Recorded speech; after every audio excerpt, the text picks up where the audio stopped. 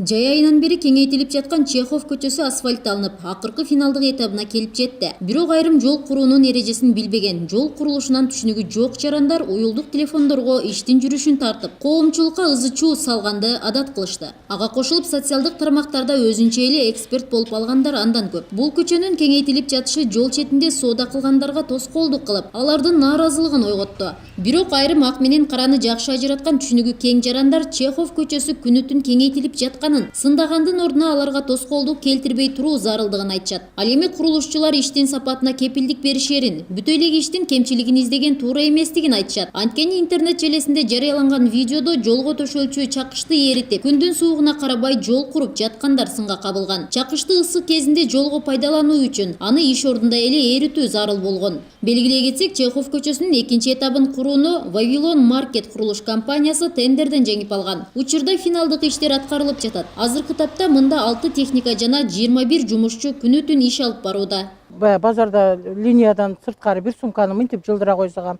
шарт этип алып барып ушактарды жүргүзүп атат. Ал ортодо эле бир жүргөн эле бир баягы бузуку, кандай десем бир адам эми касиети жок эле адамдар тийишип эле чыгарып атат деп ойлойм.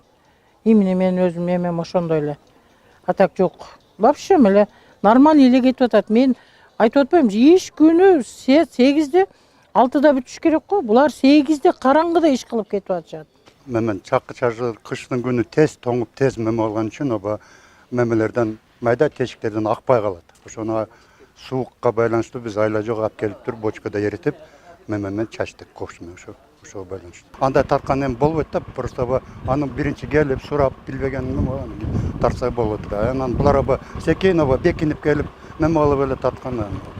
Билбейм, адамчылыкка эми, адамгерчилик эми сапаты жакшы.